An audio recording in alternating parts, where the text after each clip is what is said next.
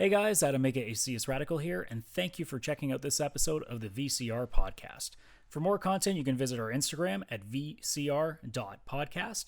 If you are looking for a video version of this podcast, you can visit my YouTube channel at csradical. And if you are coming from the YouTube channel looking for an audio version of the podcast, you can check us out at anchor.fm/VCR Podcast for all available platforms. Thanks for checking us out, guys, and let's get on with the show. You have entered the realm of the VCR Podcast with your host, Fish, They're just bastardizing our childhood and the classics. Chris, Nintendogs drove me. It's what makes me want to hurt people. Radical. People in general still bitch about everything. It still doesn't change. Let the podcast begin.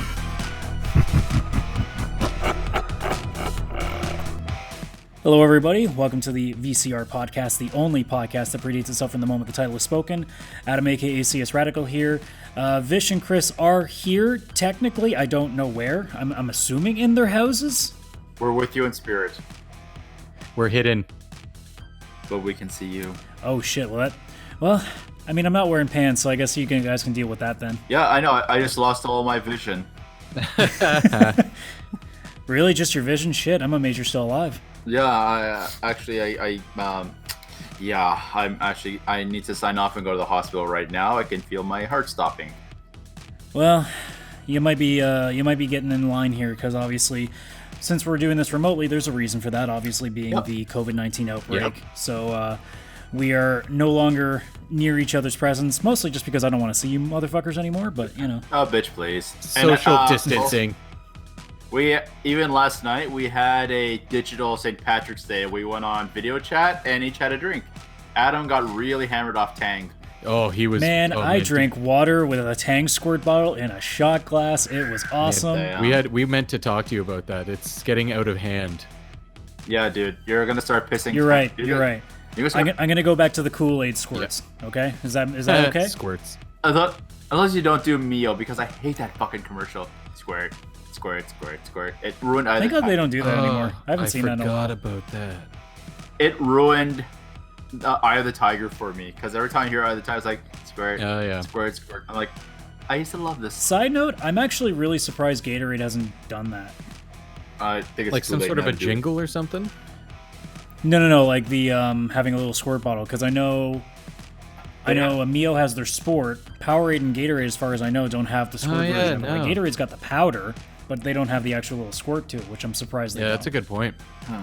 Well, I think it's also a lot of times Gatorade, their bottle is kind of like their thing.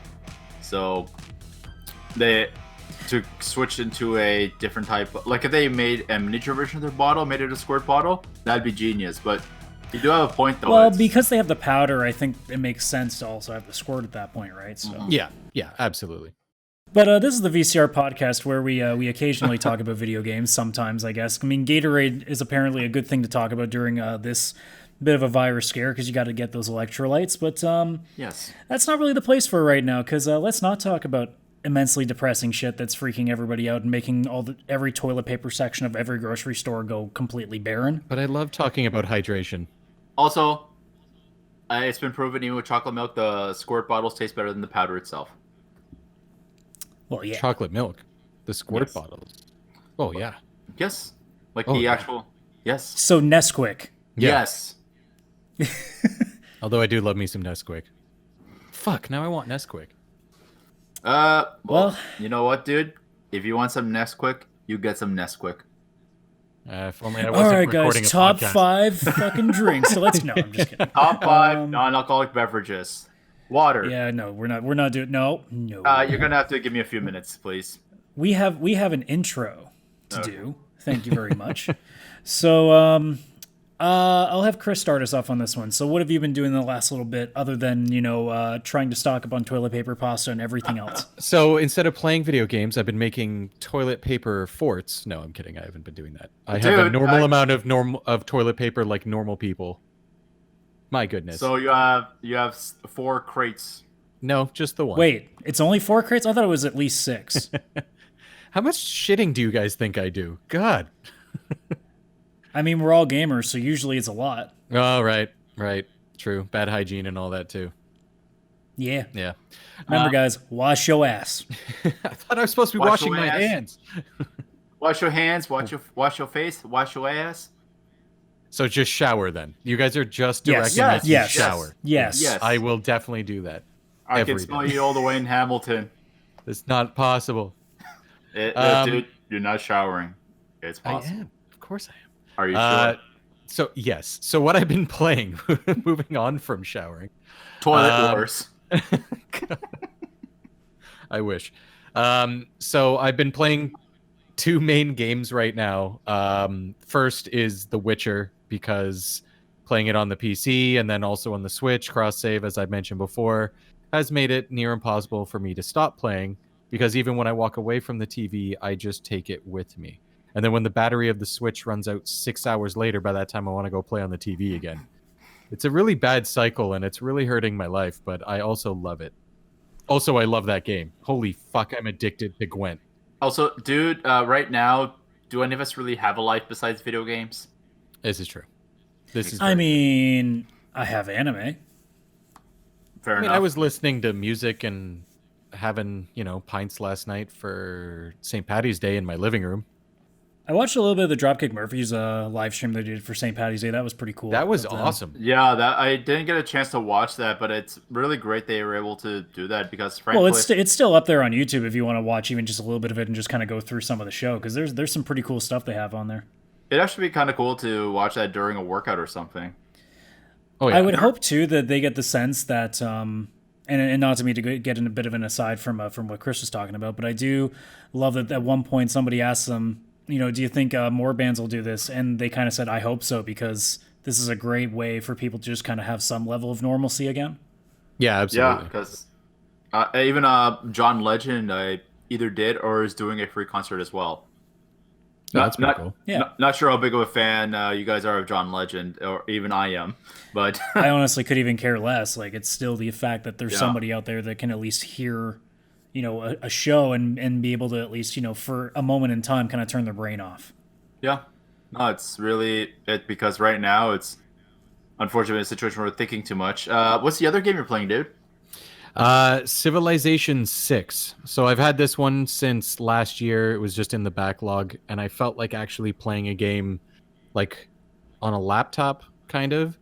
And I don't, it's like the gaming gods are against me, because I already had it, sorry, and I was playing it, and then I randomly went on my Switch and was checking like the sales and everything like that, and one of the fucking games on sale for like $15 was Civilization 6. I'm like, oh, thank God. I already have this, and I'm playing on the laptop and blah, blah, blah. Then all of a sudden I notice they also have this update where if you have it on PS4, Xbox, Switch, or PC, you can not just save locally. There's this like multi-platform save.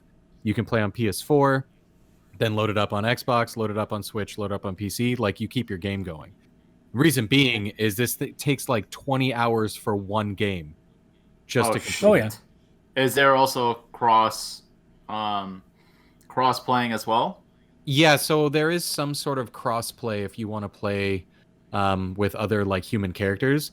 I've never done that before because it takes like 20 hours. You have to find somebody who's like, you can't just pick a random person, because you got to play through the game till the end if it's a random person, and like you got to sit there for 20 straight hours, or just really know how to kick ass right away, because the game's basically a giant game of Risk. You start off as a settler and you build up a civilization from like, I don't remember if it's like 5000 BC or 2000 BC.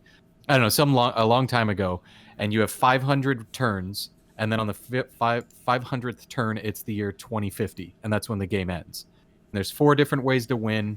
One's like you end up the first person to Mars is now. It used to be the moon, but they've updated the game, so now it's first person that ups their science level to the point that they go to Mars wins. You can go old-fashioned and go domination, where you actually just take out every other civilization and own the world. It takes forever, and when you're 6 hours in and then you realize you're about to get destroyed by an army, it sucks, because you're like, well, I just lost and I have to start all over again if I want to win. So, if it's anything like real life, especially lately, we have 30 years left. Well, 30 years until civilization is at amazing. Yeah, we'll be on Mars by then, man. Oh, okay. Yeah, it's not We'll that we have all Martian die on viruses that turn. too. Well, It'll be coronavirus on Earth, and it'll be Guinness virus on Mars. I'm going to Mars. but dude, Fucking yeah. Would you still drink Guinness if there was a virus named after it? Yeah, Dude, he would be on his Corona. deathbed dying from Guinness virus and be like, best death ever. And I'll just throw up the horns and pass out and die. It is written. The thing is, I can actually see this happening. Yeah, me too. But yeah, so I've been playing Civilization. I only started 3 days ago, but I think I've got like over 20 hours of playtime in those 3 days. Like with working from home and not having much to do, and then, you know, having nothing to do in the evening. Lots of gaming. Yeah, it's been like that as well. It's My current game is about 12 hours in, and I'm still like not. There's still 6 other civilizations because I decided that I'm gonna go domination and kill everyone. It's a really slow process, taking over one. It gets city. pretty fun though when you get like really ahead on science. So you're sitting in there in tanks, and there's some times where like you'll be facing characters that still have muskets. Yeah, I wish I went. what? I was better with it because there's one other civilization. They're trading. You can get like little trading units, and they move between cities, and they bring gold and all that kind of stuff. You know, trading. I have ones that seemed kind of advanced, but then all of a sudden, as I'm playing, an actual fucking transport truck from like now drives through my city. And I've got people with muskets, and I've got like people with cannons. I'm like, what the fuck? That's the point when you're like, oh shit. I'm in trouble. No, I'm in This trouble. That is- guy's gonna win the game through science while I'm trying to just shoot people. This is one of those games that's no idea is a bad idea. Yeah, it's also Man. really fun. What would happen if Saints Row had a Civilization game? It would be wacky and awesome, and I would love it, and I would buy it. Wasn't what's it called Saints Row essentially a Grand Theft Auto, but you're on the cop side of the game? No, it was still very much a Grand Theft Auto game, Yeah. just with their own little flair to it. And then when they realized that they couldn't compete with them, they were just like, all right, let's try to be a little bit sillier with it and try to be a little less serious, like Grand Theft Auto clearly is. And then by Saints Row 3, they're like, fuck it, purple dildo bat, fuck it, who cares? Is that actually a thing? Yes. Have you not played Saints Row? I've never played it. Okay, well then you need to go get Saints Row 4. I'm sure Yes. it's on sale for Yeah, like it's the good. umpteenth time on PlayStation. And you can just walk around with a giant purple dildo bat and a dubstep gun. Does the gun make people dance, or do you kill people with it? Both. Oh wow, It's amazing. sounds amazing. It's Grand Theft Auto on every drug. That's basically what it is. So it's Grand Theft Auto. No, Grand Theft Auto doesn't really go that far on the acid trip. Yeah, no, this is Grand Theft Auto, but like, because Grand Theft Auto tries to keep itself somewhat in reality. I mean, it's still stretching it, but a little bit. And then Saints Row is just aliens and, you know, superpowers. Oh yeah, Saints and- Row 4, you become the president and then you fight off an alien invasion. with your superpowers. Yes. While flying in the air to Stan Bush's "You Got the Touch." Yeah, it's fantastic. Okay, this game sounds absolutely ridiculous, and I need to add it to my backlog. I am honestly shocked that you've never played one before, because that is totally up your alley, especially for a game that's open world single player and doesn't require too much. You can just kind of pop in for an hour and just dick around. Is there like a campaign though? Well, it's a Grand Theft Auto game. It's still got a single player campaign. Oh, okay. Like, that's all it is. It's just a lot goofier, and it's not going to demand too much of your time. That's not bad. I may have to add it to my backlog one day. Yeah, I got added Well to mine then. too. Speaking of backlogs, then, what have you been up to? Let's see. Deadpool 2. When did it come out? Deadpool 2 release date. It came 2016? it came out May 1st, 2018. Oh, that- 2. Right. Yes. That was the day I got God of War on the PS4. I shit. just finished it yesterday. After almost 2 years of owning it. So I just finished That's adorable. Chris is sitting there being like, I got games that are Yeah. like 10 years old I still I've- haven't touched. I've got some games from 2013 that I bought right when I got my PC and I haven't played them yet. That is amazing. Fucking But it's Steam. the plight of a Steam user. Yep. Yeah, but it's I played it, I finished it, and it's it honestly was the pinnacle of PS4. It was absolutely beautiful. The art direction was on a next level. It's one of the best looking games I've ever seen in my life. Kratos was different. Like Kratos, you saw like almost a softer side of him at certain points in this game, and not even just towards his son, like to other people. Like Kratos wasn't like just the original God of War type of Kratos. The kid you hate after at times, but eventually you kind of see you kind of see why he's like that. But then you also like kind of start liking him again. It was and the weapons are lesser. There's less weapons in this God of War compared to the other ones, but the what you can do with these weapons was amazing. Like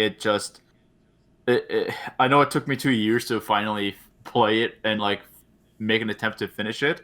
But what I was saying about this game was that it wasn't like the main story's over and the game's done. It was like Arkham Knight, where even the main story itself was almost like it was a side mission. You can finish the main story, still go back and finish the rest of the game.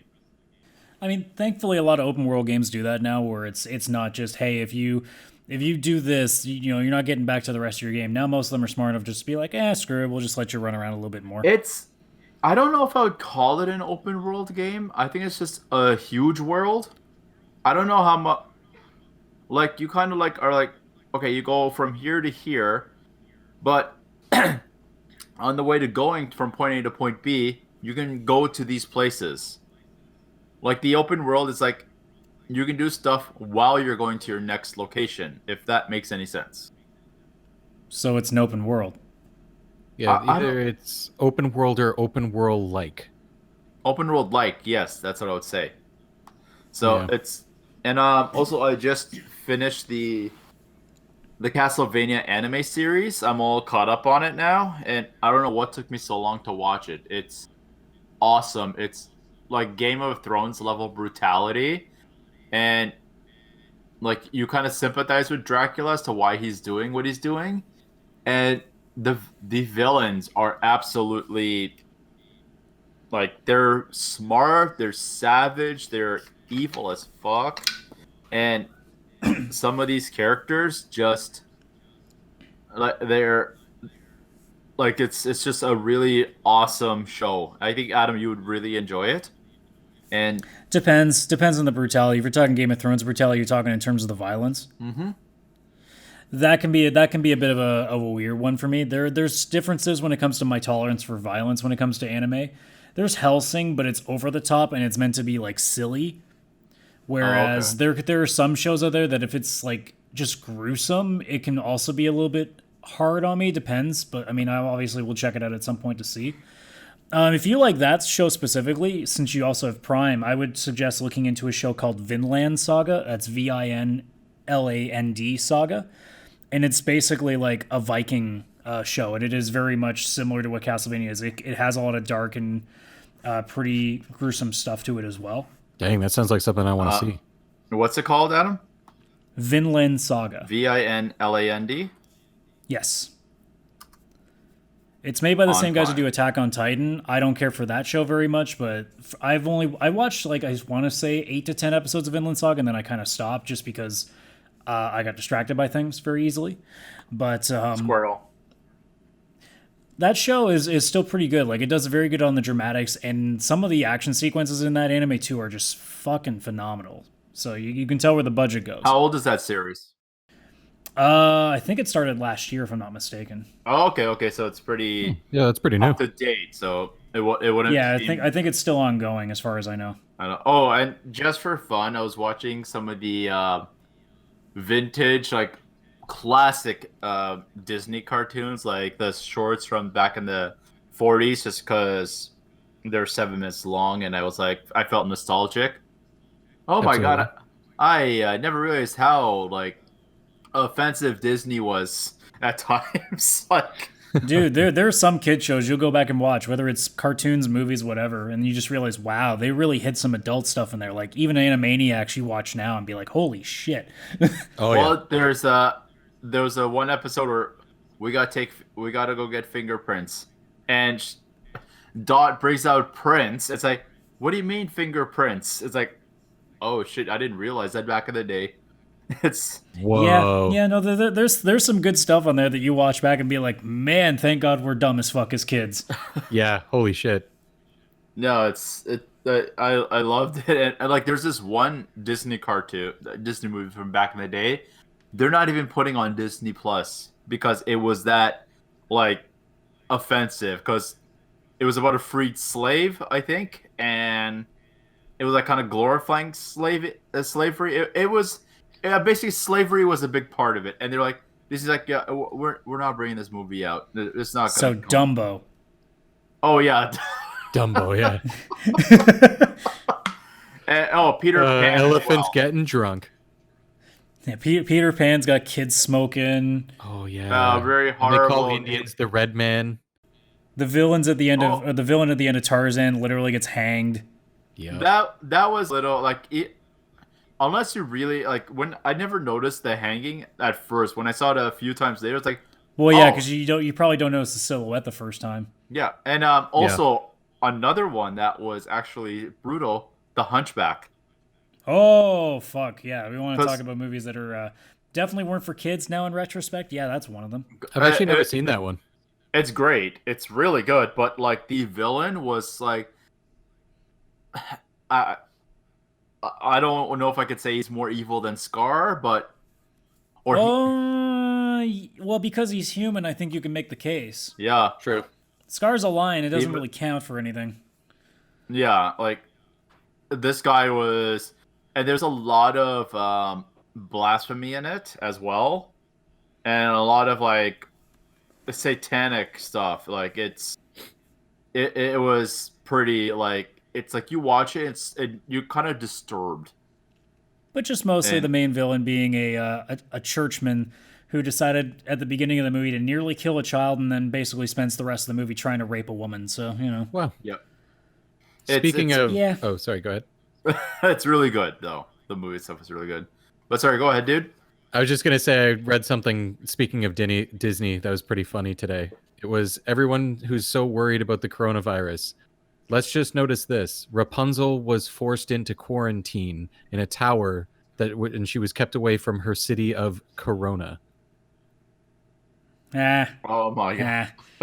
So what you're saying is her hair is the cure. All right, everybody start cutting off blonde hair. Also, I saw another one which was, "Hey, everyone, stop worrying about your quarantine. Rapunzel was quarantined and found her husband, so you're probably going to be fine." I don't want to find a husband though. You're having one. God damn it, I don't want one. Vishal, you're going to take your husband and you're going to like it. I don't. No dessert for you. I don't want a husband though. I want dessert. Can I get So a I- husband if I get dessert? So Adam, Yes, how are absolutely. you enjoying self quarantine? Considering it's just basically normal everyday life for me, it's just the only difference is I'm not going out to the bar on Wednesdays. That's about it. Yeah, I know. I'm still going to work, so that part doesn't change. I really just want to. I miss chicken wings so badly right now. Luckily, Oh man, they're on sale tomorrow, so I'm buying some. that first bar visit when we can all start going back again is going to be epic. Oh, good God! I am going to need the next day to recover. You know what it is? Well, you're going to order like 2 pounds of suicide wings and then order another 2 pounds to take home with you to eat later on either that day or the following morning because you missed it that much. I'll probably have the 2 pounds, but I usually I've been good and I've been making my own chicken wings at home, just to save money and calories. I don't know how many calories I'm saving, but I am definitely going to be getting the 2 pounds, and I feel like every bar imaginable that you can even get into is going to be rammed that day. Well, thankfully, the one that we go to, we don't usually go till after 9 o'clock when it starts to clear out, so we should be okay when that happens. But Chris and I are Unless they planning run out of chicken. Chris and well, I, then we're fucked. Chris and I are planning to treat it as the St. Patrick's Day that never happened. Yeah. I mean, that works for absolutely. me. Yeah. I'm going to get so drunk and eat like 4 pounds of fucking wings. Oh. Man, I'm going to have like 3 7-Ups. Fuck. Whoa, dude. What did we talk Dude, about? We you got to know have what I that think- intervention. What? I- It's not Tang. It's not. It's different. I you think know? for it's a celebration. You should have regular Coke that day. No, Regular No. Pepsi. absolutely not. You should have it. You should have But anyways, so I finally finished Yakuza 5. I was telling you guys about that yesterday, Yes. obviously. Yep. That game was really, really, really getting close to being one of my favorites, and then the last chapter just ended up being such a fart in church. Like, Fart oh in my church. god. Like the insanity of the game, because there's 5 different characters you can play as throughout the game, and each chapter, other than one of them, which has 2 of them at the same time. The first chapter is just straight up beating the shit out of everything. The second one is, well, beating the shit out of everything, but in prison for most of it. And then it turns into having, you break out of prison, and then you start being in this like wilderness like area. It's like a hunter's village. And it turns almost to like, if you guys remember what Metal Gear Solid 2's like shooting mechanics would have been like, it almost turned like that, but with hunting animals. Oh, Oh, god. So out of nowhere, I went from like fighting a bunch of Yakuza guys, or in this case, a bunch of prisoners, to going out and hunting bears with a similar shooting style to like what Metal Gear Solid 2 ran. So you know what it is? One thing I'm noticing in games, it's like I maybe I'm crazy. I have no problem killing people. That level in Call of Duty Modern Warfare, where like, would you like to skip this part? I'm like, nah, that sounds like fun. Like I have no problem with that, but I wish there'd be less animal killing in games. Yeah, but those bears trying to kick your ass, you kind of want to kill them. Yeah, I but fist fight a bear. You fist fight a bear as a boss in that game. did you beat That him? is amazing. God damn right I did. Well, Punched him so hard. there's a bear in Tekken as Punch well. him right in the face. Punched him right in There's the a bear balls. Ayo. Well, there's also a bear in Tekken, so There's a panda in Tekken too. I think Pandas it's are a bears. panda, and then there's also a robot. no, I think I think there's a bear as well in Tekken. Maybe it's Japan. I believe whatever you tell me at this point. There's a unicorn. But see, I can believe that too. Once you get out of that chapter, you go into suddenly, because this is like 2 serious chapters full of, some real heavy deaths and some crazy turnarounds and a lot of people, going traitor on you. And then the 3rd chapter just suddenly turns into a Japanese idol dance rhythm game as you follow like the main character's adopted like daughter who's 16 and trying to become an idol. So for like a good however long you want to do it, like you can obviously rush through every chapter. You don't have to do side quests, but I'm a completionist, so go figure. I probably spent like, I want to say like 8 to 10 hours just doing this chapter full of just dance battles and rhythm games. I'm like, shit, this is kind of cool. Was it like DDR where you have to press a certain button at a certain time? No, it wasn't in the sense of that. It was in the sense of more just like tapping buttons. There was definitely no like movement to it. It's more just like you're timing buttons correctly. I mean, I guess in a sense it is DDR, but it's not nearly as fucking fast and over the top.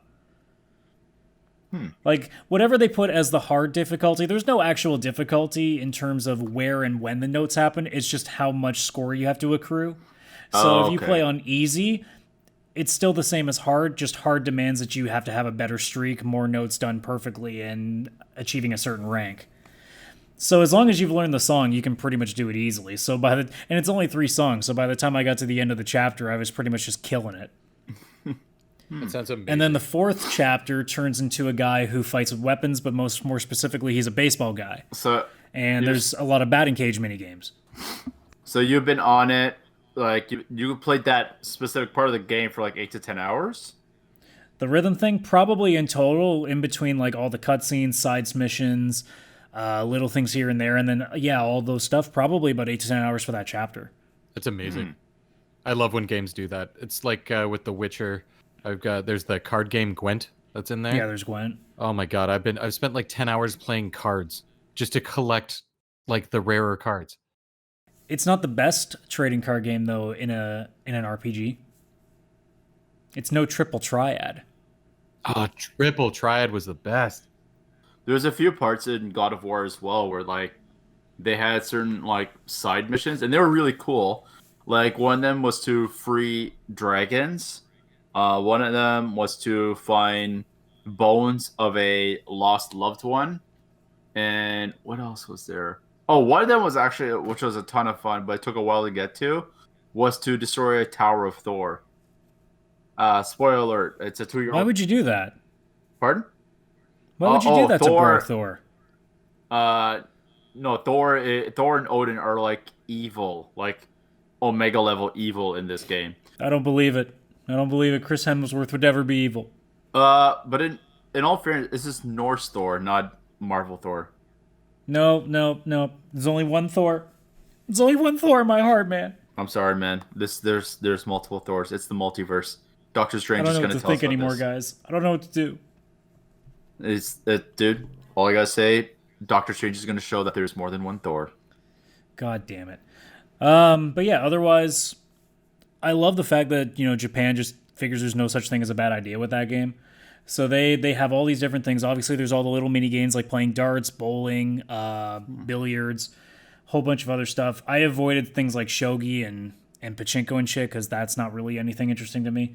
But once you get to that last chapter, like I said, the story's really good for the entirety of the game, and then once it gets to the end, it does what a lot of Japanese games tend to do for some reason, which is to try to swerve you by being like, this was the big baddie all along, and I'm like, who's that? Oh, that guy. Oh.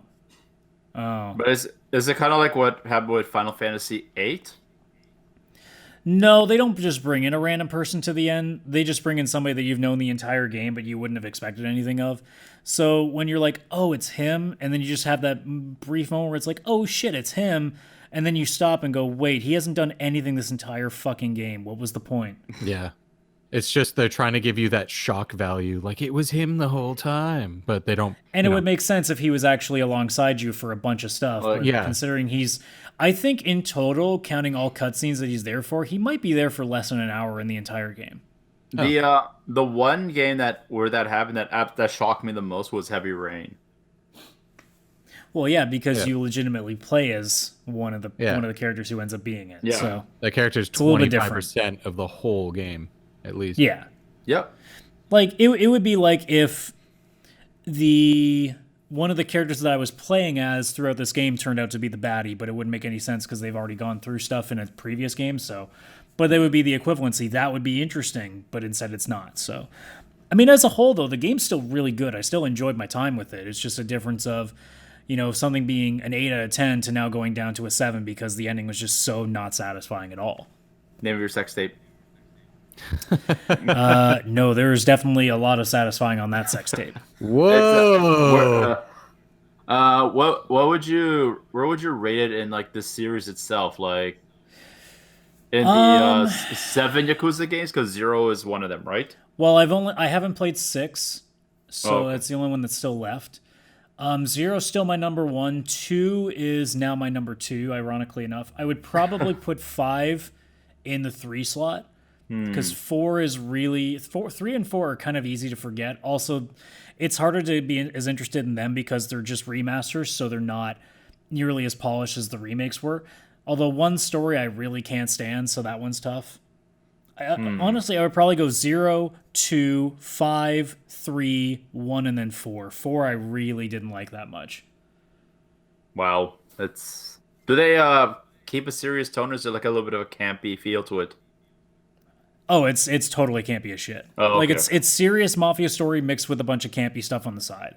That's what it looks like. The main story is dead serious, and everything else is campy. That's what it seems like. It's from what I've never played any of them, but from what I see from videos and like just people talking about them, it seems it's that way, that it's mainly campy, but it's like got a little bit of seriousness to it. Yeah, I mean, the main story itself is pretty much all serious. It's just anything outside of it, whether it's the mini games, the sub stories, anything else. Generally speaking, they're all cheesy. Oh, so it's like it's like if you play Skyrim, you go down the main path and you just stick on the story. That's what Yakuza's story is in terms of serious. If you just go in the straight line they want you to, you won't see any of the campy shit. But if you go around and just explore shit, you're gonna find all the weird stuff that they kind of lie in there. Would you say that any of the games, like, because you rated, I think 4 was your worst one. Would you say any of them are actually ones you would have skipped?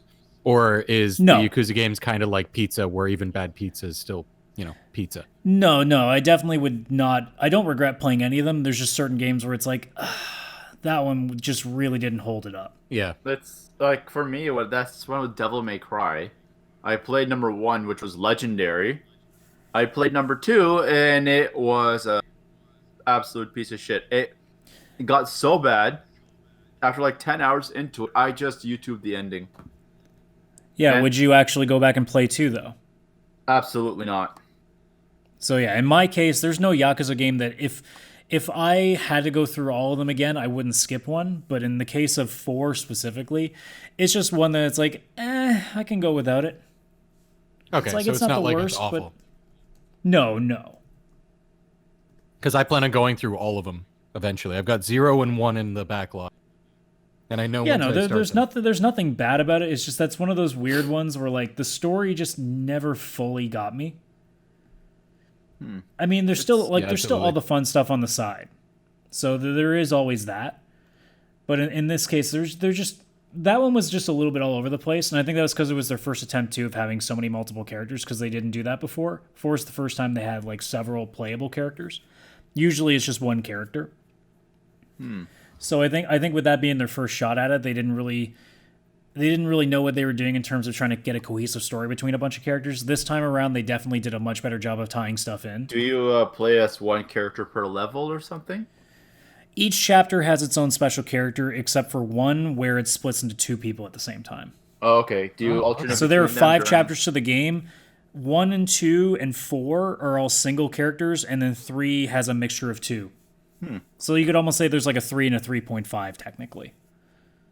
Oh, so it's almost 2 games in one. No, I wouldn't even say that. Well, I guess technically, yeah, just because there's a lot of weird things where it just goes off. Like I said, Chapter 2 suddenly turns into a hunting thing, 3 turns into a rhythm game, 4 turns into a lot of baseball stuff. But in terms of, like, it's all one story. It's just several stories woven into it. Yeah. But otherwise, I just started playing the 3rd edition of Trails of Cold Steel. So Oh, yeah. That's been my my new JRPG fix to go things forward again. That game's only 2 years in the future, and it's weird because the main character is now graduated from school, and 3 months later is now teaching kids at a similar school. Amazing. So it's like, yeah, man, you beat these important guys. You should just teach people now. And he's like, what? Sounds like Fire Emblem. You're a Even mercenary. he admits at the start of the game, he's like, I don't know why they picked me. It's is it like what's the environment in this one? Is it like a fantasy based one or? Yeah, very much like the Medieval. other game. Like it's real life mixed with, I guess, a lot more of like magic and steampunk. Oh, okay. Oh, that's cool. I would say it's probably around the point of being like What's it called, sir? like maybe 70s or 80s is around the tech time. I think would be the best way of explaining it. It just has like it's like Final Fantasy 15 in the sense just like 30, 40 years in the past. So there's still like swords and magic and shit. It's called Trails of Cold Steel. That's a a little cool bit title. of like, yeah, it is. But like visually it's very much steampunk for the most part. Yeah, I can see it. And what's the is it number 3 you're playing right now? Yeah, it's number 3. Yeah, no, it does actually look very steampunky. Steampunk And anime. it's Yeah. Yeah, absolutely. Oh, Oh, yeah. it's a Toon shader game. It looks like. Yep. Well, I mean, it started out on the PlayStation Vita, and they eventually ported it to PS3 and now PS4 with the remasters. 3 is the first one that's kind of been made for PS4. It was made for PS3 and PS4, kind of like what Persona 5 was. So it's definitely a lot crisper. The biggest thing that I noticed is that it's so much faster because now because the Vita, even though I was playing on my TV, it's still running off Vita hardware, so it did get very choppy and laggy at several points if too much was going on. Yeah, that problem doesn't exist now, which is fucking gorgeous. Oh yeah, I can imagine. And then when the PS5 comes, it'll be even faster. Well, yeah, we'll get to that in a moment. But otherwise, the game itself is, I've only put like a couple hours into it. I haven't really gotten to any like battles yet. I've mostly just been roaming around. As a person who's played 2 games of it already, they don't try too hard to shove reunions back in your face. Most of the characters that you see from the previous games are minor. So they're not trying to go out of their way to be like, nostalgia. They're just like, no, we're going to pepper this in slowly. We're not just going to, overdo it right at the very start. And for the most part, I've only gotten to see a couple of the newer characters because most of the main cast are now brand new. And they're all pretty good. They all have their own little quirks now, so it's nice complimenting to on top of the like 12 to 15 characters you've kind of gotten to know over the course of the 2 games prior. But in terms of being a sequel, the improvements they made are so much better. The battles, even down to how you control it. It used to be that, for example, how normally there's fight, magic, item, etc. It was always a wheel, so you would have to scroll along the wheel to get to each thing. This time, it's just buttons. So if you want to do skills, it's triangle. If you want to do magic, it's square. If you want to do attack, it's X. So instead of everything being like a scrolling thing, it's just straight up, what do you want? Hit that button. Done. That's pretty sick. Honestly, I miss controls like that. Like I do appreciate that, even though it's a JRPG, it's still a time-based thing. You still wait.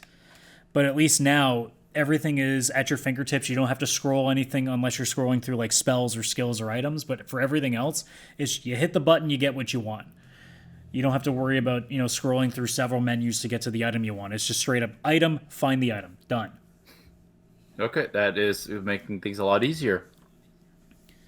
And the best part is I got the special edition, which comes with a bunch of costumes, and I am already fucking with people's looks at the start of the game, so they don't even get a chance to look normal. Oh, I love doing that, especially in the freaking JRPG. They'll let you. I mean, it's Japan, so naturally all the girls have swimsuits, and the guys only just have military uniforms. I never do the swimsuits. I never do the swimsuits. I'm the type of mind that's like, man, just give the guy a fucking Speedo, even that shit out. I don't care if no one uses it. Dude, if you're gonna have every girl under the sun have a bikini, you gotta even that shit. To be entirely honest, I'm okay with that because plain and simple, that's just equality. It's fair. Yeah, absolutely. I even wrote an article way back when of like, why the fuck doesn't any male character have what we call sexy armor? Well, it's because you know how like every game that has female characters into it, especially when we're talking like leather armor like Skyrim's and stuff, why do they always show so much skin? But if you do guys, for the most part, even though there could just be loincloth armor or like just belts around their nipples kind of deal, like those don't usually happen. It's always like full iron armor is the best set of the game. What about but for girls, it's bikini armor. What about bat nipples? We don't talk about that. Yeah, okay. With that. Yeah, no, great. As a whole. Oh, sorry. You can go ahead. I was just gonna say it's great that the better armor gets, the less armor there actually is. Well, for women anyway. Yeah, which just does not make sense.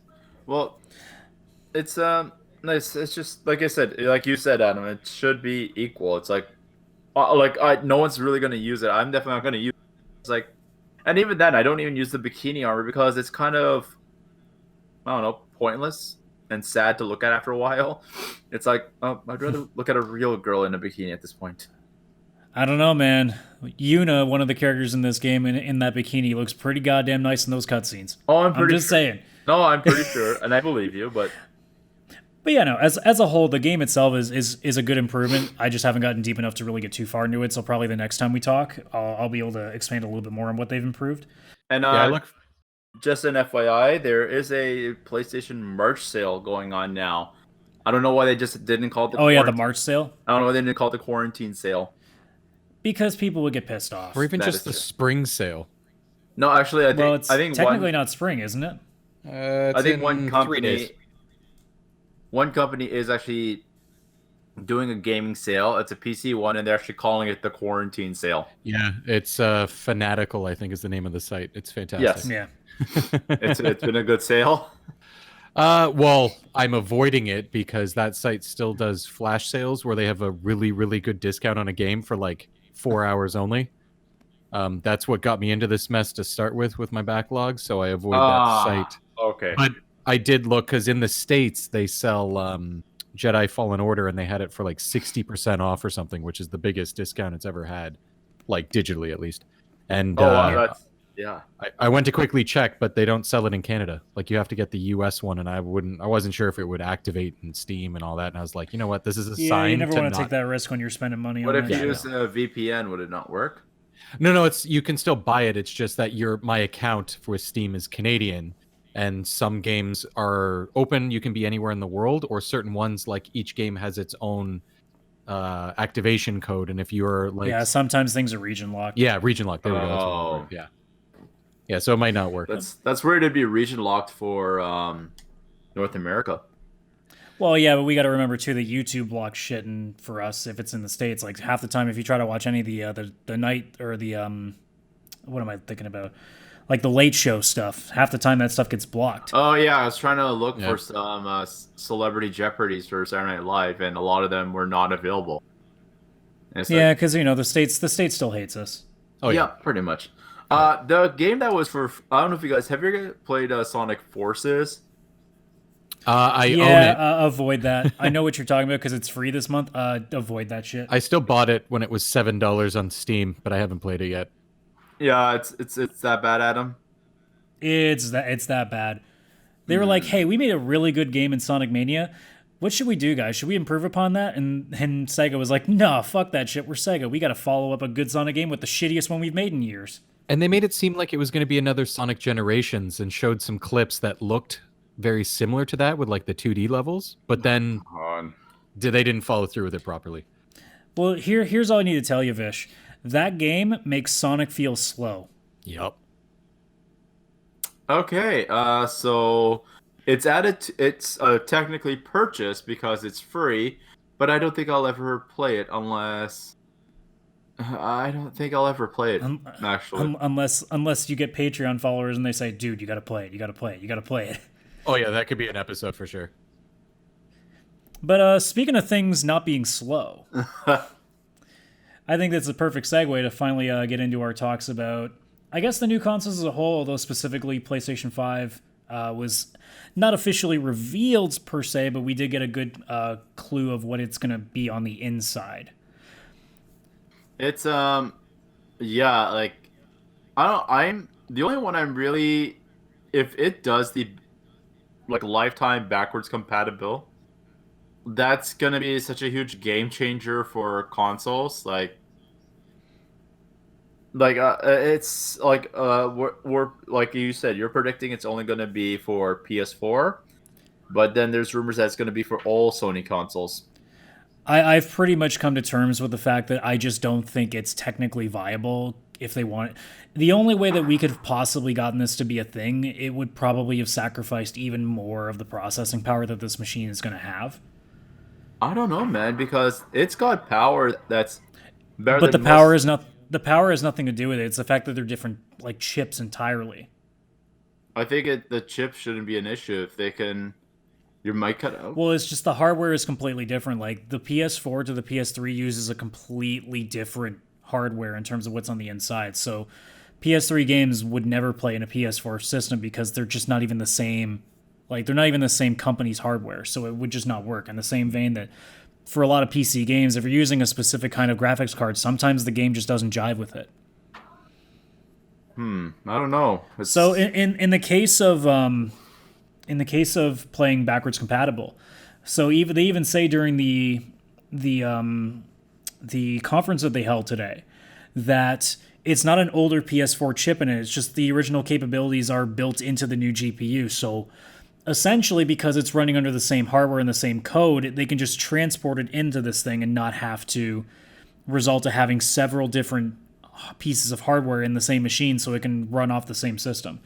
So by doing this, they're just making it a little less complicated, which is why I figure they're not going to have backwards compatibility. The only thing I would hope to do is that they're able to make more of these games available streaming. Because if streaming gets better, if the system is able to handle processing power a lot faster, it should be viable that you can put more PS2, PS1, and even PS3 games on the streaming service. Actually, they could be designing this system to be optimal for PlayStation Now.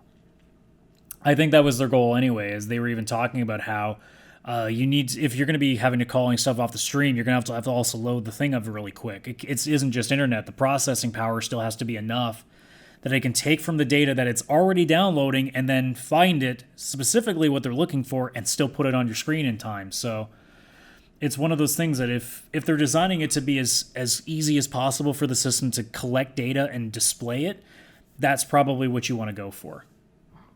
Yeah, no, that's again, that's because PlayStation Now seems like an absolutely amazing idea, and it's like, say, anything with VR right now. It's an amazing idea on paper. It's just today we haven't perfected it yet.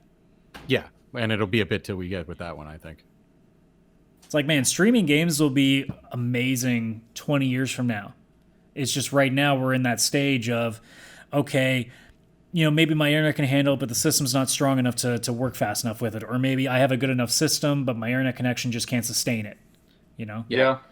I do a lot of streaming at home, or at least I did. I've got a hacked Vita that streams my PC to it, and I stream all my PC games and stuff like that. Whenever I only do it for like retro games and stuff that makes sense to play on the Vita, but it's pretty cool. Otherwise, you blow that fucking thing up. Yeah. Oh yeah. Witcher 3 on a Vita? Witcher? No. You would not be able to get it on. Not onto a Vita. No. I didn't know that. Chris goes and tries it, comes back on the show the next day. So my Vita exploded. Yeah, it would actually just explode. The screen is still lodged in my forehead. Yeah. I can now see games. But like the streaming's good in the sense of if I'm in the same room as my computer, it's flawless. Like it's almost like I'm just playing it right on the Vita, or I've somehow got Steam on there. But as soon as I leave if I leave the house, I have to go connect through my phone, like hotspot it, and it can be like you get disconnects and stuff. Even if I just go into my bedroom, you start to get lag, or you start to get like frame drops and stuff. So you kind of have to be in a clear line of sight with the PC in order for it to work properly. Yeah, and that's because also the Vita is wireless and it does not have 5G. So you're using just normal 2.4. The Vita's not capable of running the internet we have today. Yeah. So it might be better. It's not designed for that. Like I did run it off my phone before, because there's the Steam Link app, and I'll run it when I'm out and using the cell service and stuff to do it. It's okay, and it runs like in a bind. It's pretty cool, but it's not like having a Nintendo Switch in your hand or something where it's just seamless. When you run it off your phone, does it work like? Is it pretty seamless and can it run hardcore games like Witcher, or no? Yeah, when you run on your phone and stuff, the game, it depends on what you have the game set at, because it's how powerful is the computer to not just run the game, but also send it as a video to something else, and then accept inputs from this random thing and have it go through as quickly as possible. Because when you press jump, you're pressing it on the phone, you could be very far away from your computer, and that input command has to go through the internet and make its way over to the actual computer. So it's mostly the actual PC doing all the work. So we have to wait till Alienware actually does their Switch type console for it to be really seamless. Yeah, if you want it just seamless, like just get one of those things, or play games on the Switch. I don't know. That's all that's really available. Or get a laptop. Yeah, or a laptop. Yep. I mean, it's pretty hard to play a laptop on a bus or something, but that is true. Okay, so the show itself was lackluster. Like for lack of a better word, boring. But that's what this was. It was not I think a lot of people went into it thinking that this is going to be like an E3 reveal event. It was not. They said from the very beginning this was an architectural deep dive, which meant we were getting into the guts. We weren't getting into what it looked like on the outside. We weren't getting to see what was going to be playing on it. It was what's going to be on the inside of this thing. It was definitely meant for developers, so they know what they're getting into, and it was meant for industry professionals. So for the most part, it was almost like a PowerPoint presentation, but it's loaded with information, and at least some information that gets us a good sense of what's going on. Was it the one image you showed us? It was a one-picture PowerPoint show, or was there a few more slides? Well, there was many slides. Okay. Yeah. But generally speaking, it was just a bunch of tech notes. So the big things that they talked about, obviously the biggest thing, which is unsurprising, is that it's going to have a solid-state drive in it. The target that they had was to try to run 5 gigabytes per second. The PS4 original one, by the way, was at as much as 100 megabytes a second. So and that was a hard drive, not even a solid state drive. So the idea I love how was people that got mad at this, like that it wasn't a big reveal of like Uncharted 5 and stuff. Like it's for the game developers conference. They should not make any more Uncharted games. The story is done. Like, leave it. Like, you don't. It's just an example, right? Like, I think everybody they expect the big names, right? Yeah. God of War 2, Spider-Man 2. That I think Yeah. that if any games were going to be shown, it would be those two. But yeah, Oh yeah, they would have. But this was the game developers conference. That's what's supposed to be happening. So it's not even for fans. It's for the developers who are going to be making games for the new systems and what they can expect. And they need to Yeah. know all this architecture stuff so that they can figure out how to use the demos that they've probably been provided by PlayStation and actually start building games for it. yep. Exactly. So some of the main things that they talked about with the solid state drive was that, for example, the thing is so fast now that it can grab data that it should be able to, in the quarter of a second, able to load 2 gigabytes of data Yeah, that's amazing. Well, it's in a quarter of a second. there's going to be no more of those painful install times that PS4 is notorious for. Yep, that's the thing they said too. Because the reason that patches for installs took so long is because whenever you download a patch file on PS4, it has to reinstall everything from scratch again. Whereas now it's just going to be able to plop the code right in there on top of what was already there, and in such a fast sort of time that there's not going to be this long install thing for every time you download a patch. And to Not to mention, go ahead. no, go ahead. It wasn't anything. I'll just mention in a second. The other thing that they also talked about is that they're not going to be taking away speed from your random access memory too, because what happens most of the time is that when things are so fragmented, it's not as simple as just picking the thing that you want and just putting it on the screen. Sometimes these things are fragmented all around the disk and they're in different spots, so you got to go out and try to find these things too. And because of that, a lot of the times RAM is not loading to full capacity. Half the time it's like maybe only using half of its RAM because the other half of it is preparing for data that it thinks you're going to be using. So what's going to happen now potentially is that almost all of the RAM is going to be used up every time you're running the console because it's not spending all this extra space trying to get all this extra data that you might need. Sometimes it's even data it throws away, right? So the gist of things is that the idea of this entire solid state drive, which at this point, their goal is this thing to be 100 times faster without any bottlenecking. So the drive itself is going to be 825 gigs, and you can add additional storage. The official speed for it is 5.5 gigabytes per second. And like I said, the original one was 100 megabytes a second. So that's a shit ton of a difference. Oh yeah, it'll be crazy. And ideally, what it means is like we saw with the one video they put out where they showed fast traveling in Spider-Man, how it would take 10 to 15 seconds normally, and it was done like that in a fraction of a second. Oh wow. Which means games like Grand Theft Auto and Skyrim that have these massive long loading times, Red Dead Redemption, The Witcher, Even that won't be a thing anymore. God of War had these elevators, which were clearly cutscenes to load screens. I mean, They're not going to do all these weird things to try to hide the fact that they're loading a big chunk of the game now. and even with Fallen Order, there was times the game actually froze mid gameplay. Yeah, that does happen too with some games where it has to load a piece that it just didn't catch fast enough. Yeah, and it's quite annoying because it happened a few times during a battle, and the battles there are actually quite intense and strategic. So it was like, why? Yeah. I mean, there's going to be a lot of things that this generation will do that some people may call revolutionary. I mean, obviously, if we can get 60 frames per second as a normal thing on console, that's a big deal. But the biggest revolution in gaming in this generation is going to be the fact that loading screens will be a thing of the past. Oh, good God. If this is truly where it's going, the now loading screen in the bottom right corner of your fucking TV is not going to be a thing anymore. That's so just... They even said it might be so fast that it might actually throw you off because you didn't have enough time to prepare for it. So they may do a thing like just throw in a quick like buffer just so it's not like that. So you just go, whoa, fuck, like you just switch things that quick. It could be even just adding some brief dialogue should do it. Yeah, they'll like it depends too. Like they might find some way, whether it's going into a cutscene, whether it's like a slower transition in terms of a fade, like something that just kind of eliminates the pop in of this new content. But I mean, that's what we're looking at. Is it might be that fucking fast now, which is insane. That I love it. I'm so happy that's gonna happen because it gets so fucking frustrating and time wasting just to wait to play a game. Yeah, exactly. Yeah. And also, it's just for our friend Adam Trump, Madden is going to run so fast. It's going to be totally phenomenal. I mean, it's still going to be a shit game. Oh, but, yes. No, yeah, well, if he hears this, he's going to be fucking pissed, dude. Well, I think he's busy having to worry about 300 something million people. Yes, that's Yeah. Sounds about right. about 400, I think.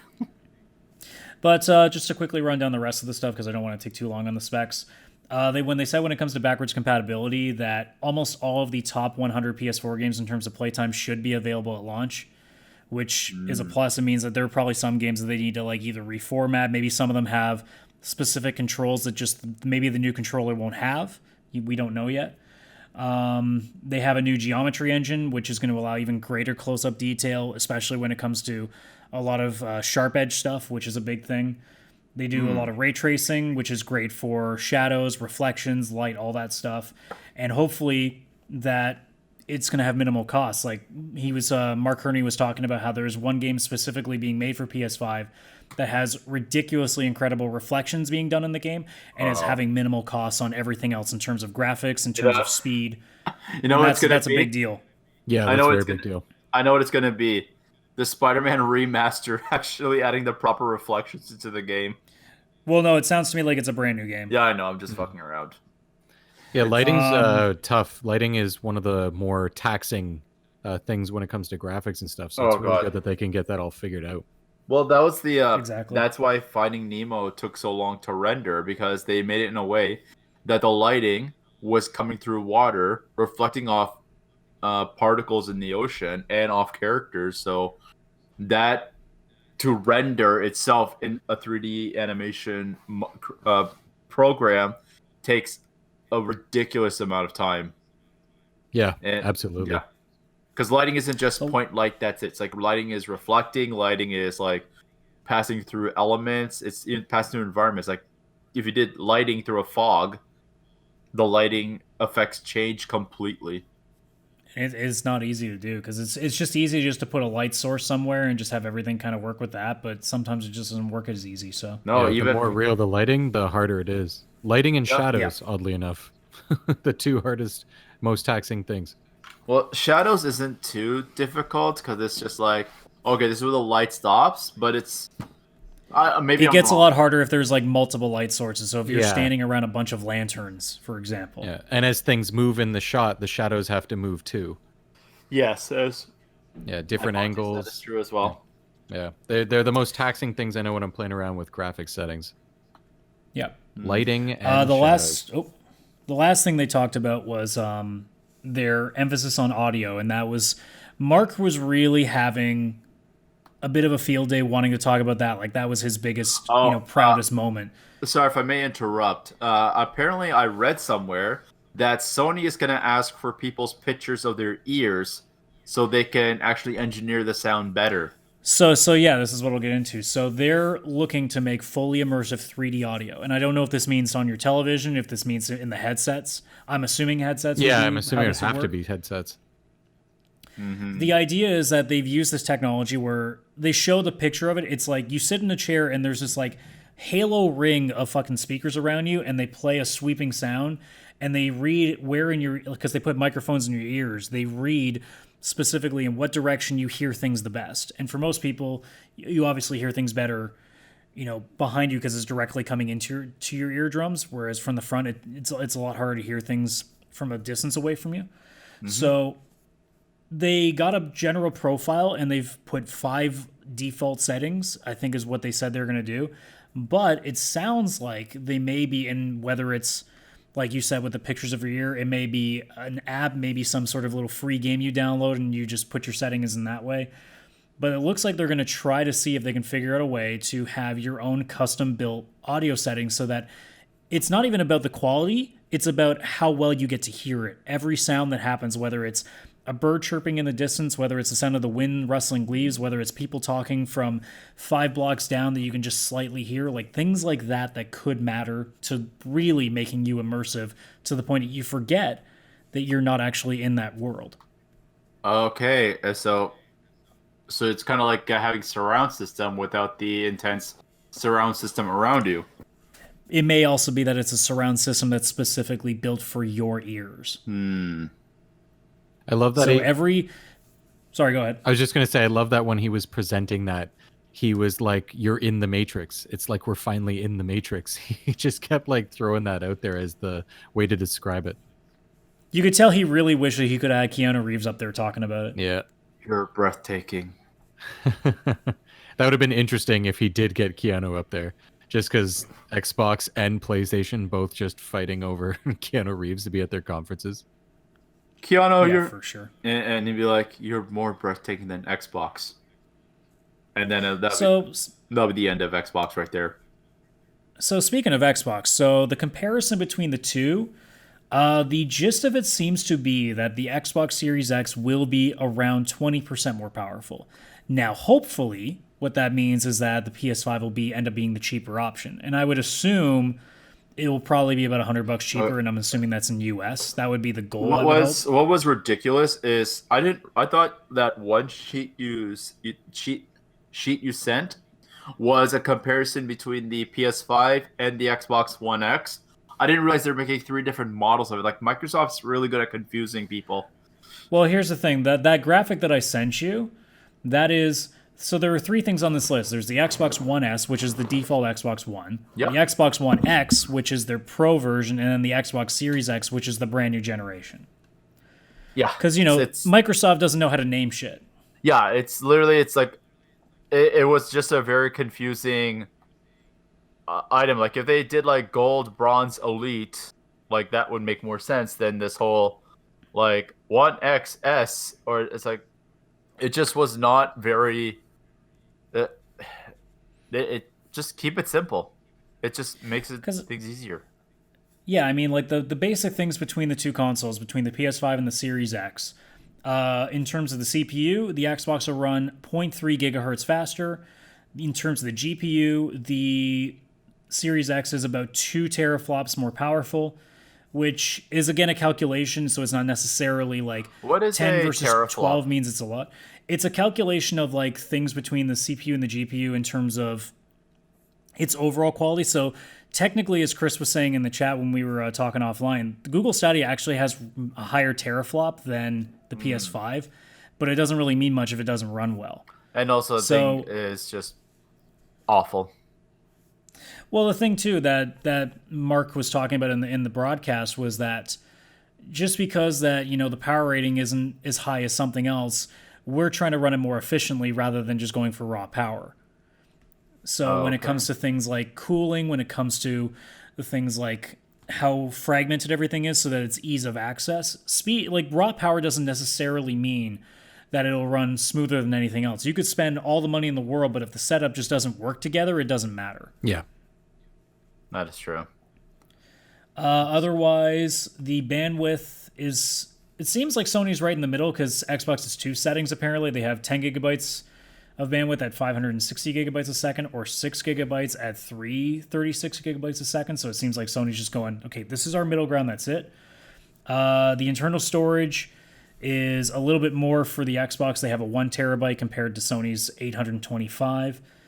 But again, where Sony seems to shine is through its I/O throughput, which again is very much the ease of access of things, and they are much higher. So the one thing that Sony may in the end have is just a better ease of access of pulling the data it needs. That might be not that big in the long run, but in terms of just things running quicker, it might actually help a little bit. But I think as a whole, the Xbox will still run better. So really, it just comes down to 2 things. It's going to come down to the key features, whether it's, like we said, backwards compatibility. Like if Sony somehow comes out and just shocks us all by saying, yeah, you can play any game you want on this console right now, that could be a thing. Although it doesn't sound like that at this point, just because they mentioned that not every top 100 PS4 game will be. So my gut would tell me that the likelihood of popping in a PS2 disc is just not a thing. Yeah, maybe not. But the other thing, honestly, is going to be the games, and that will be the key. Really, that's going to be the biggest key of all of it. And anybody who's trying to fight over this right now on a power game is misleading everybody. It's not going to mean shit because if Xbox isn't winning the battle in standalone games like PS5 or PS4 has been, it doesn't really matter in the long run. That's true. the Xbox doesn't have, besides like I believe Halo and Forza, Xbox doesn't really have any first party exclusives. Well, they've bought a lot of studios in the last little while, so Yeah. it's very possible that down the road they will definitely start to start absolutely. running a little bit more. So They've you got never know. This Halo. may be I mean, a Halo neck and neck Gears. battle now. So you go what? I was just saying they also have like Gears of War, a couple other things like that. The difference is with Xbox, a lot of times, majority of the time, their console exclusives will go to PC as well. Oh, it's same day release. They stopped having specific like console exclusives against PC. Like they have it where the day a game comes out on Xbox, the exact same day the game is released on PC. Yep. And sometimes even on that Game Pass, which is also on both. They just So stopped like in fighting it, I don't know why. in the last 2 years, Xbox has bought, I think a total, as I'm doing the count here, 7 studios, some to varying degrees. They've bought Compulsion Games, which does Contrast and We Happy Few, which was a recent survival horror game that came out. They bought In Exile Entertainment, which did Wasteland, which is their big thing right now. They bought Ninja Theory, which is done for doing Devil May Cry, Hellblade, and older games like Heavenly Sword and Enslaved. They bought Obsidian, which is a big one. That's the big one that they got. Which, obviously, that being where's the that guys who one? did the Outer Worlds. Oh, okay. They did the Outer Worlds. They did Fallout New Vegas and more recent South Park Stick of Truth. They finally officially purchased Playground Games, which has been doing Forza Horizon. So that's not really necessarily a big one. Yeah. They did Undead Labs, which was the State of Decay guys, and then obviously the most recent one is they bought Double Fine, which is the guys who do Psychonauts, Brutal Legend, Broken Age, and more. So Okay, so- it's very possible that they were going to have a lot more stuff coming because most of these studios have not been working on anything recently. So it's very possible that they've got several of these studios working on something big for these consoles. Okay, so there's a good chance that there could be some exclusives that would be designated that would create competition between them and Sony. I mean, they would be foolish to put a new console out without having a few first-party games that would rival. My apologies. And But yeah, it's going to be an arms race. It's going to be a matter of who can put out games in the first couple of years. Because like I said, I have no intention of getting either console, no matter how well one of them does, until at least 2 years in when I have the money. That's the bigger part. But Yep. until I see what their library actually is. Yeah, absolutely. my biggest thing is that because also like as I don't know if I mentioned before, I think I must have mentioned it. When I first got my PS4, until Mortal Kombat came out, every game being released on the PS4 was still available for the PS3, including the Call of Duty that came out that year. And it felt pointless to buy the system when I did. I'd rather wait the 2 years or wait the length of time until a major release like a Mortal Kombat or like a God of War or Spider-Man comes out, when the system's actually even a little more affordable to buy it. I mean, basically, if you are buying either a PS5 or an Xbox Series X in the first year of its life, you're one of two people. You either have a lot of disposable income or you're a tech guy. Because if you're playing it for the games, there really isn't much that is new. I mean, there's like one or two, but as we've learned with most of these consoles, the first few exclusive games on a new console generally are not the greatest. I mean, The Order 1886 was not a great game on PS4. Oh, I totally forgot about that. No, it was not. So a lot of the times they end up being almost tech demos. I mean, one of the first games that came out on Xbox One was Rise: Son of Rome, and it's a piece of shit. Oh, I forgot about that one too. It's yeah. Most of the really good games, like a Last of Us or a Ghost of Tsushima, those will be on PS4 already. So if you don't need to go out of your way to play those games on a new console because they're already on the one that you already own. That's It really just comes down to you want to play them in 60 frames and in 4K. And if that's the case, all to you. Just hope you got the income to do it, because I certainly don't at this point. Because, for example, there was 2 Metal Gear Solid 5 games, the Phantom Pain and what was the other one, Chris? Well, Ground Zeroes Ground was like Zeroes. that weird demo. That Yeah, it was like actually 2 hours had to pay a long. shit ton of money for.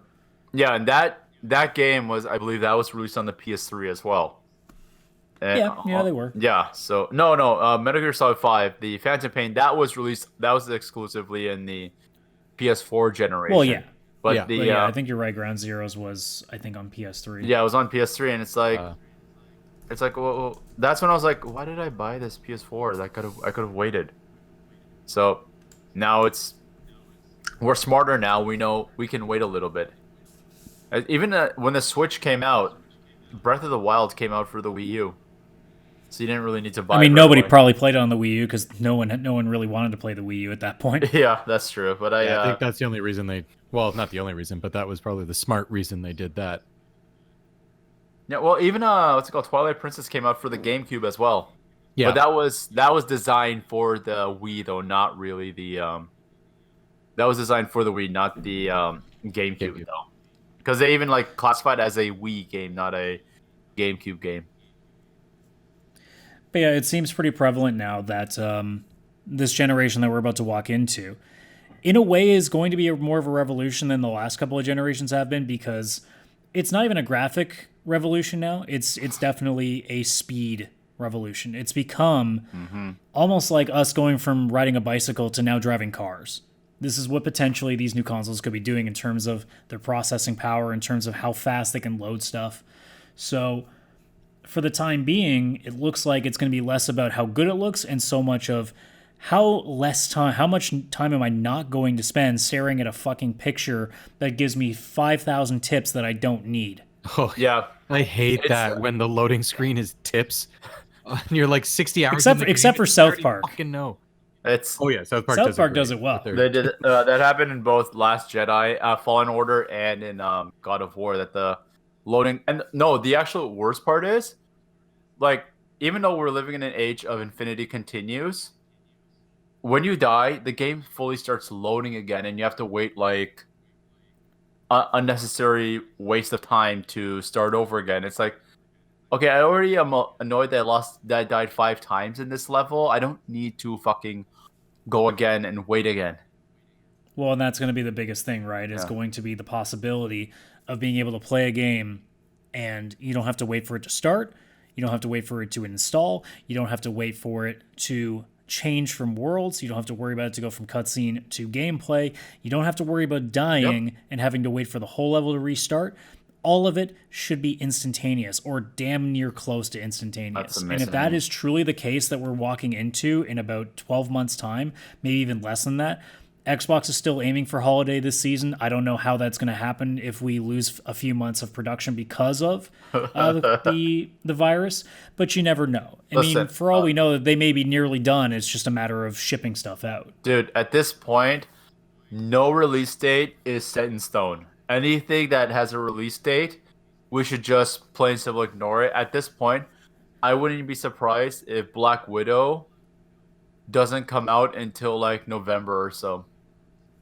Well, I mean, when it comes to the Xbox being slated for holiday 2020, it makes sense because if you're going to put out a new console, you put it out around Christmas time. But it makes perfect sense. Production. If they don't have it ready by then, I would imagine them even waiting a whole year, depending on what Sony does.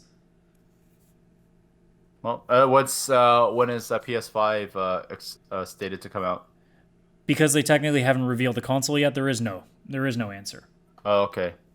And that's the one big thing is, again, this show that we saw was not meant to be the reveal event. The reveal event is still yet to happen. It may not happen until the summer now, obviously, because of the virus. It may be what's supposed to be at E3. Maybe E3 was going to be their showing off of the console. But let's all agree that logo is just absolutely breathtaking. I mean, it's the best logo I've ever seen. Yeah, it's beautiful. So original. The way it changed the 4 to a 5, like, wow. I don't know how they're going to top it. I don't know. I'm not ready for it. I know. It's oh god, I can't keep this shit up. It's such a fucking I want to know. Hey man, who cares what the logo looks like if the console runs as well as it's supposed to and the games are as good as they are? Who gives a fuck what it is? It could be a PS fuck you and I'd be like, I'm in. Yeah, PS I am glad that they fuck you. I am glad they just kept the naming convention the same because there's all those rumors that they might change it to like PlayStation blah blah blah. I don't know what the heck they were. And then Xbox is like, fuck you guys. Yeah. We want to do this. Xbox Man, 360. I feel One, so bad Series. for parents that have no idea what the fuck they're about to walk into around Christmas time. I barely know what the fuck I'm walking into, and I read this stuff every day. Isn't it going to be really interesting when a kid asks for an Xbox Series X and they get an Xbox One X? Oh yeah, that's gonna happen. Yeah, That's gonna happen. It's going to happen. Well, there was different versions of the Xbox 360 when it first came out, was there not? Yeah, but at least they called it the Xbox 360 Slim or something. Yeah, it was it was like that because it's like the They didn't call it PS3 the Slim. Xbox. They didn't call it the Xbox 360 36. Oh, that would have been so good. Fuck. That would Now have I been. kind of wish they did that. Xbox 360 180 420. 360 no scope. There you go. Perfect.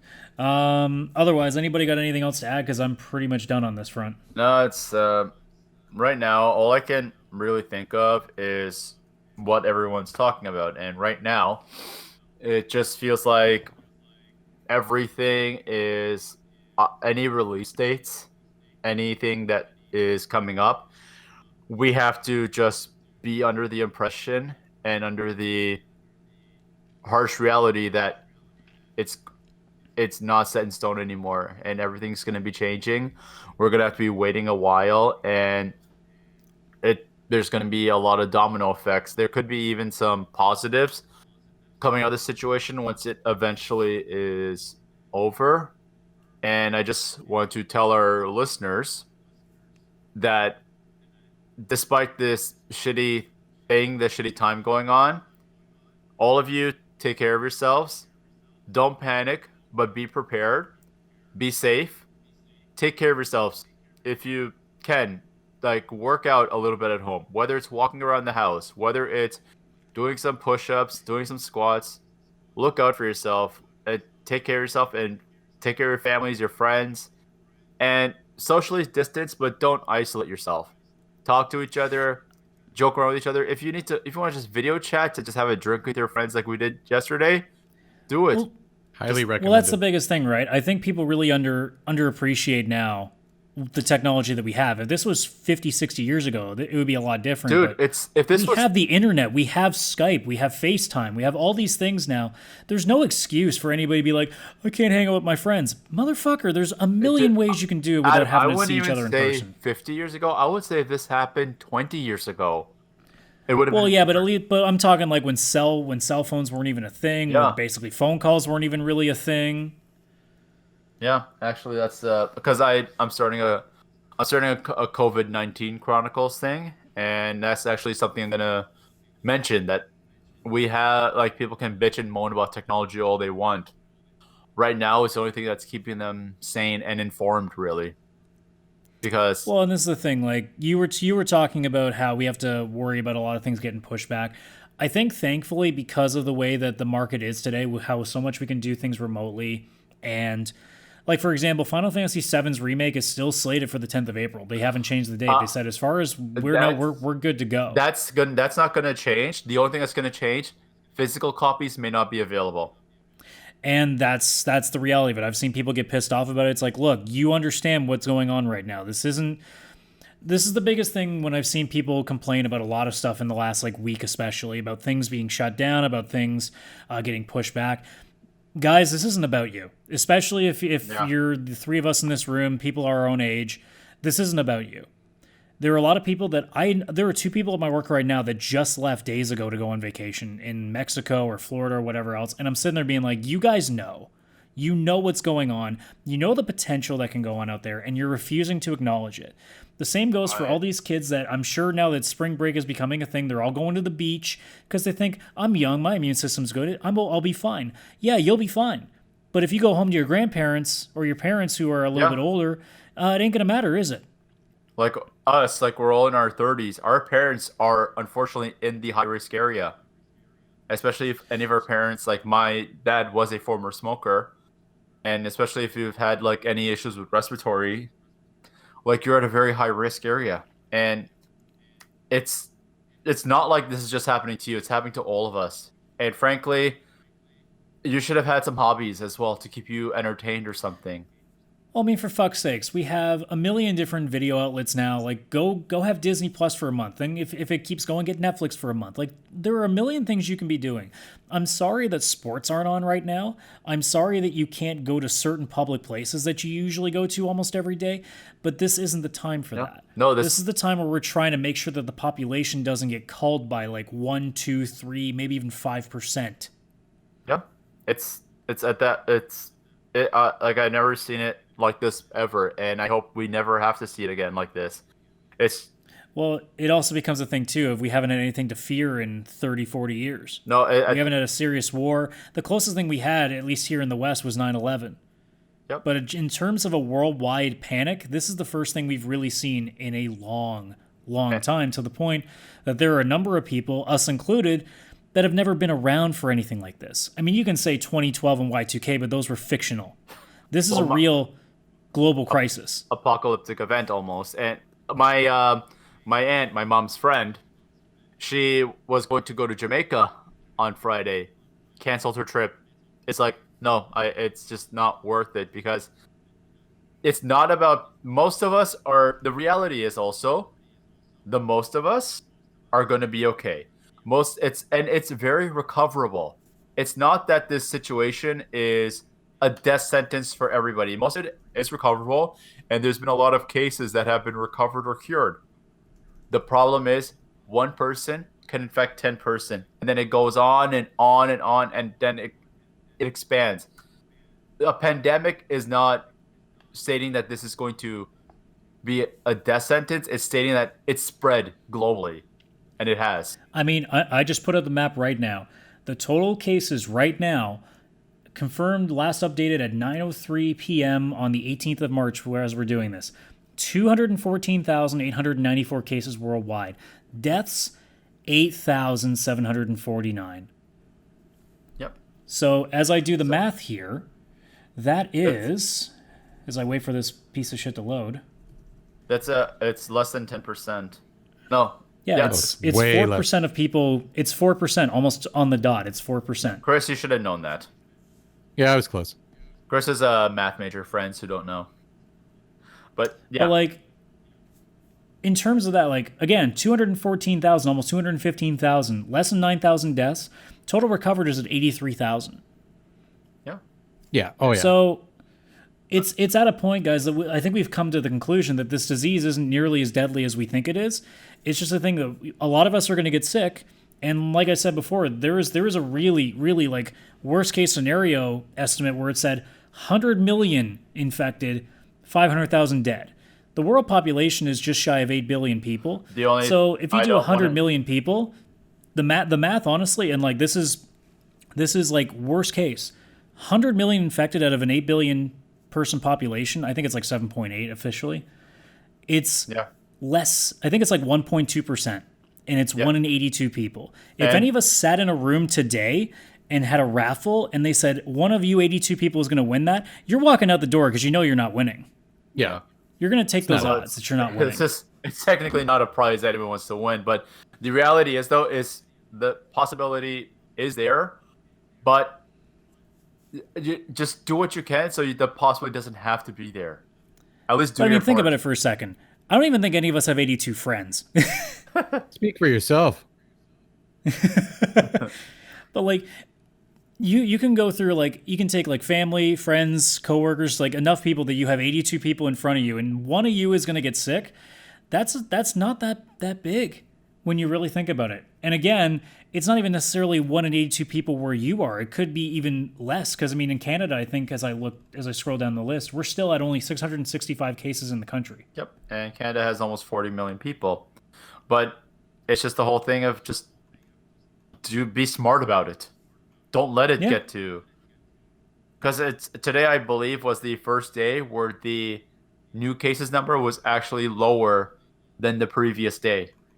Yeah, now that may not mean anything in the long term. It really depends. Like, for all we know, we might still not even be in the worst of it yet. But for the time being, we've seen that the number can go down. We've also seen that in the case of China, they can straight up cut it.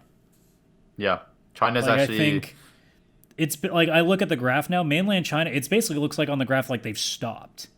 Yeah, it's like it's plateaued in China, and they're actually doing a very good job of taking care of it. Granted, that's where it originated, but it looks like China is actually it's going down. And I feel in the end, once this is all over, there's actually going to be some positive effects about this. That if there's another situation where we have a Guinness virus, they'll be better prepared and better like taking it more seriously. Be like, okay, let's stop this right now before it spreads. Oh, I'd be prepared for the Guinness virus. I'm already I'm prepared now. Chris, your blood type is what happens? What happens if it's a bud virus? Because then that means it's waterborne. Then I'm taking my own life. I'm not having no bud virus, especially no Bud Light virus. Ugh. But if it's a here's the one positive I guarantee you won't happen. People will still go to conventions and not shower. Ugh. Oh, they will. You would hope that hygiene would be a thing that would come out of this, but I guarantee you that will not happen to some people. No, because all those people get to stay home and not shower right now. Adam, we knew that was going to happen, even if it's like a zombie apocalypse. But we have to appreciate those people because their horrible smell is what's going to attract the zombies first, and we'll be able to run away because of them. In a way, they're heroes for not showering. Just because I was thinking of signs that you see at conventions, I had a scary thought. What would have happened if this virus came out the same time Pokemon Go caught fire? Oh, that'd be brutal. Oh, man. Pokemon Go just did a big update that lets you play from home now. Like, all the Pokemon show up where you are instead of you having to go find people. Can you imagine that, though? Like the heyday where every news publication was talking about it. Oh, yeah. And we get this thing where we can't go outside. Yeah. That would have been brutal. Ooh. Yep. That would have been funny. Because I loved going out with that thing. And to all of a sudden have to stay home at a time I did not want to be home, would not have been fun. Yeah. The only, like, right now, it's like, again, people like bitching and moaning about like literally all my favorite places, all my go-to safe spaces are closed except my house. And it sucks. I mean, for me, like, again, I complain about people that are getting a little bit too entitled about things. I will admit that realistically, nothing for the most part has changed for me. The difference really is that I go to the grocery store and I can't pick everything I want. That's been the one difference. That's really it. Yep. Apart from, like, honestly, it means I'm not playing a recreational sport, which I could have gone without.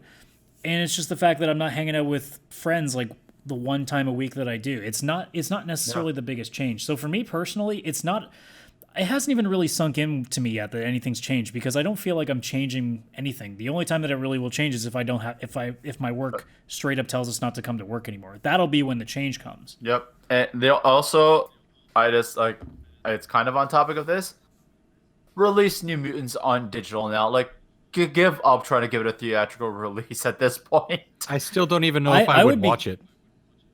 I would be curious too, depending on how long this thing goes. Like, did all these movies get pushed back, or do a couple of them finally just go, you know what, screw it, we'll put it on this service and we'll put it on here. Like, you could even say, here's this website we're going to build for it, and if you want to watch this, just pay this much and you can watch it like you're in the theater. Black Widow by all means deserves a theatrical release and should get one. Oh yeah, no, but what movies eventually go, well, there's no point in us pushing it back because then we're just going to get completely lost in the shuffle. But it's New Mutants, that's the one. It's just like, just release it. Just put it on digital because I kind of feel bad for them now. It's been around since 2016, I think. Like, I mean, the only important thing is we got to see Sonic before this, so we're good. That's exactly what I was thinking. There's a few more. We saw Sonic, Bad Boys 3. There was one more we watched, was there not? Well, Bad Boys was what came out before even coronavirus was really being talked about. Like, Sonic was right around the time that we were at least becoming aware of coronavirus. Yeah, where it's like, this kind of sucks. And it's like, last week, like, the world fucking blew up. Basically. I mean, realistically, I've known about this and have been tracking it for about a month. I wasn't really tracking it because it wasn't until it actually started spreading in Ontario that it's like, okay, this is a problem. I knew this was going to get worse. It was just a matter of, okay, how much worse is it going to get? Because I've never really had a case to look at before with this, right? Mm-hmm. So my thought process was, okay, what's going to actually happen. Because my fear actually I didn't think of Italy at all. I never even considered Europe for a moment. I figured if this hit places like India, if this hit places like South America and Africa where medical availability is harder to get to, I thought that's where things would be troublesome because that's where spread would happen even easier. The thing is, the reason Italy is in a very serious situation, it has the oldest population in Europe. So there's a lot of Well, it's also seniors. because it's such a central hub. Almost everything has to go through Italy, especially if it's through water. Almost everything goes through there. It's like the reason the Black Plague, for example, came to Europe is because all the ships had to dock in Italy, and all these dead ships would just end up there. If there was just a wall between like Italy and the rest of the water around that area, the Black Plague probably never gets to Europe. Oh man, don't tell me Trump's gonna suggest a wall being built around Italy now. No, because it's already way past that point. Ireland shut down all their pubs. It's too late. Oh god. Oh, That's man, Ireland without That's when you know they're taking shit seriously. If Ireland closes all the pubs before St. Patty's Day. Oh, that was that days before. once it got to the point they were telling themselves quarantine, I messaged Chris because I know you weren't, because since you don't consume alcohol, I just messaged Chris and I'm like, yeah, dude, I think St. Patrick's Day is canceled, and then it pretty much unofficially was. It's like Officially yesterday is when they shut down all the restaurants. Yeah, no, that's what it was. Like yesterday, they're like, yeah, we're closed, and I was like, I knew it was coming, and I wasn't gonna go anyways, but it still hurts to see this. I was talking to one of the servers from our bar, from Full, and she was like, yeah, we're open on that day. I'm like, yeah, I wanted to go, but I'm just not. It's like, yeah, I know, but I would need to go, and it's just like, oh, what's gonna happen now? Yeah, exactly. Yeah, I think we're probably going to shut off here. So I'll just, since me and Vish have been talking for a long time here, do you have anything left to add, Chris, before we take off? No, nothing to add. Definitely just inside, missing out on Comic-Con, missing out on the Assassin's Creed concert, missing out on St. Patrick's Day. Well, I think the Assassin's Creed concert you're going, I think they just postponed it, right? It's probably going to be another date. Yeah, and actually it turns out it was already postponed. Apparently it was supposed to happen last October, and it got moved to March for some reason. And now it's been put to, obviously, to be determined, but it never even happened. Third time's the charm. Yeah, third time's the charm, right? I remember seeing it for last October, and I was like, oh, dang, I missed getting tickets. And turns out I didn't miss shit. Oh, shit. The Hunt for Last October? Yeah. So Sean Connery in Assassin's Creed, I'll take that. I would take that in a heartbeat. it's I can't. I'm just waiting for world to go back to normal and not take it for granted anymore. And we have no idea when that will be, so Yeah. I would imagine at the rate things are going, I would say probably for at least the next 2 weeks, maybe 3, maybe even more than that, we don't know. But definitely for the next 2 weeks for sure, we will definitely be doing these remotely still. After that, it's just going to be playing it by ear. We'll see how it goes. But otherwise, thanks for joining me, guys, and we'll talk later. But at this point in time, everybody just Stay safe. Not even stay safe. Be fucking smart. Like, Yeah. let's try not to infect everybody. Like, that's all. You know. Yeah, that'd be good. Otherwise, yeah, that would be fantastic. You know, make this end sooner. Otherwise, if you're watching this on YouTube, obviously like the video, subscribe to the channel, keep an eye on more stuff to come. If you're listening to this on any audio service you have, whether it's Apple Podcasts, Spotify, if you have any ability to rate the show, please do so. Not to mention, we have several ways you can talk to us. You can talk to me on Twitter at @csradical. You can have Jin_N_Chris_, I believe. Yeah, there's an extra underscore. Oh, is there? Yeah. Okay. Yep, somebody apparently stole that from Some him. couple And has a then- couple Twitter together. Jin something. I can't remember what, Janelle or something. Janelle and Chris. Like, what the fuck? Oof. What the fuck? And then I believe yours is Views Vishal's on Twitter. Views Vishal's on all social media channels, Facebook, Instagram, Twitter. I will be starting TikTok soon, just because why not? And I've also added some. Now have a Pinterest channel, so a Pinterest account, so you can follow me on all of them. He's our social media whore. Yes, What up, and for? we will be doing once again the world and everything is back to normal. We will be doing a lot more fun stuff. And Chris, it's on Instagram. You are Jin.and.Chris. Yes, on Instagram it is a little bit different. Okay. I give mine out, but I haven't used it in like 2 months. CS_radical. Either way, You'll see him tagged in a bunch of stuff. I'm not guaranteeing shit in terms of us doing new stuff because we actually got to get together and do that things. And Chris doesn't want to drive an hour back and forth every time we do anything. So No, we're it'll be gonna, something we work on over time, but we'll see how it goes. Otherwise, thanks for joining me, guys, and hopefully we don't have to do too many more of these like that, and we can actually go to a bar after the show again. Yes, Yeah. I just can't wait for shit to get. I need wings. Yeah, it's a weird habit to have a podcast now. I don't have chicken wings to have. Shit, I should have thought this through. I just came from the grocery store today. I should have bought some chicken wings just for the sake I of should it. have bought chicken wings too. Freshco will have them on sale tomorrow. Yeah, no, I'm not no. I don't even know where one of those is near me. It's got to be. The only one I can think of near you is in Brampton, but that's not near you. Yes, let's just keep talking about all the locations that we might, so people, if they ever listen to the show, could find out where we live. I'm gonna put a stop to this right the fuck now. Yeah, okay. Come on over. So, no, go bug Vish. Don't bug me. Fuck that shit. Thank you so much for listening to this episode of the VCR Podcast. Hopefully, in the next few weeks, we can go back to doing this in person, but for now, we are doing this remotely.